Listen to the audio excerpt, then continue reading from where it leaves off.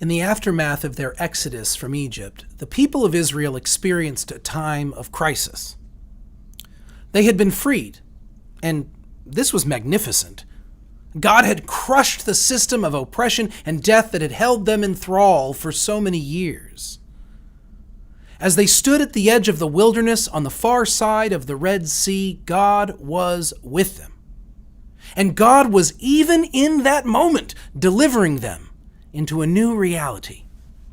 They were in the midst of great change.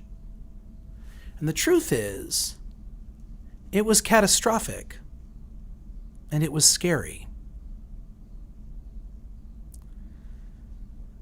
The Israelites knew that the way forward was a way towards healing and recovery.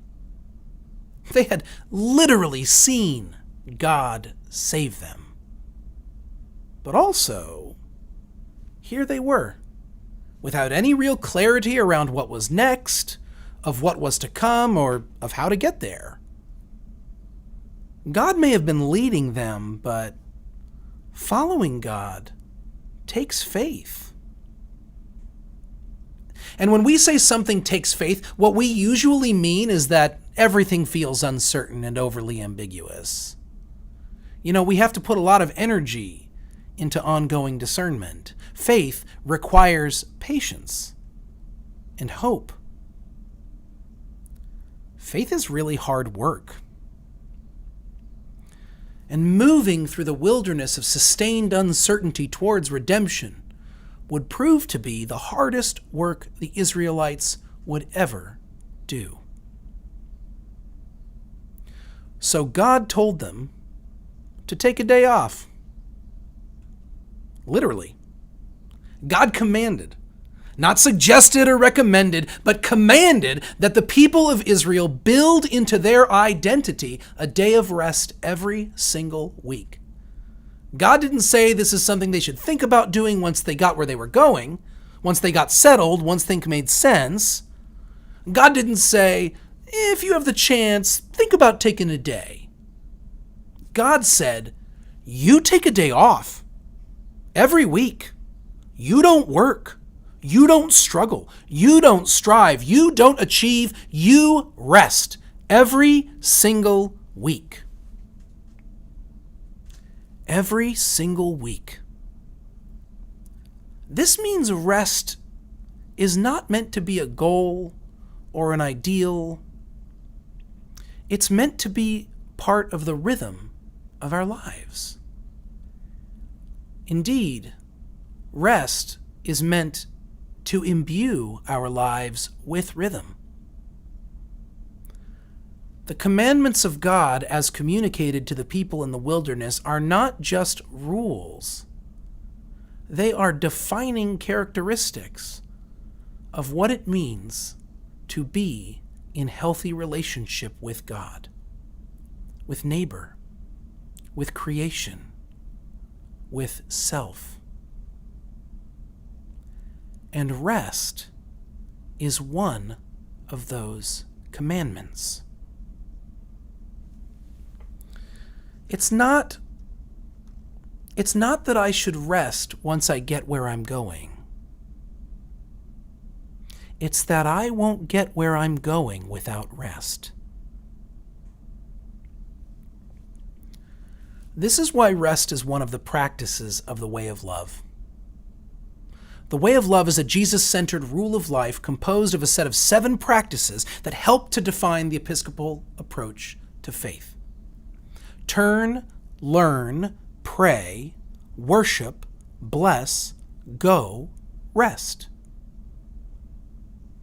Rest brings perspective. Rest brings nourishment.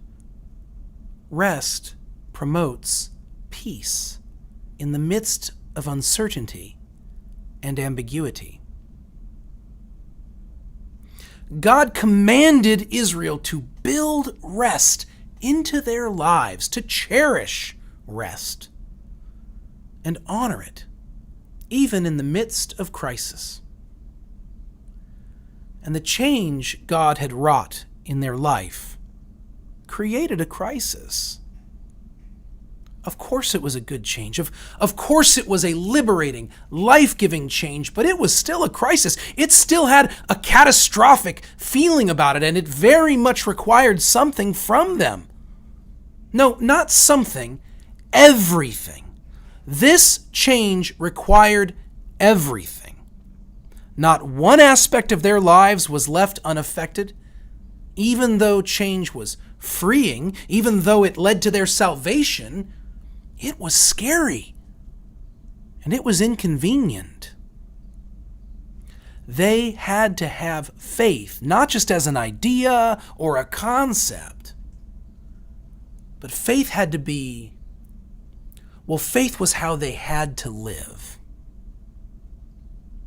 And they had to work to constantly be on the move, constantly respond to God, constantly seek a way forward. Right now,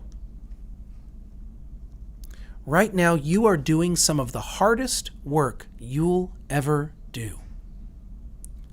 Navigating the uncertainty of a pandemic in the midst of the most polarizing political climate of your lifetime and having to confront the racial issues that have plagued our country since its inception, you are seeking a way forward towards love and mercy, towards grace and justice. You want to be a person of integrity and honesty. You want to make a difference in this world. You want just to get along with your family and friends, some of whom you don't know how to even talk to right now. You want to stay physically healthy. And you don't want to get anyone else sick. You want to be okay financially. You want to get to 2021, and you want to be in one piece when you get there. You will not get there in one piece if you do not rest. God's commandment is a blessing to you. God's commandment is rooted and grounded in love for you. It feels counterintuitive.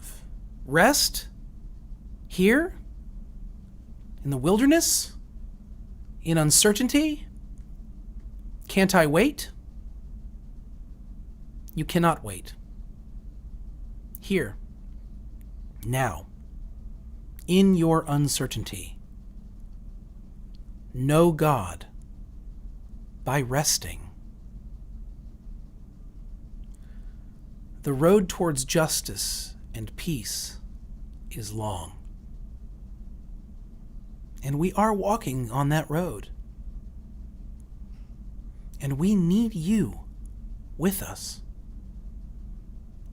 For our sake, for your sake, for God's sake, practice rest.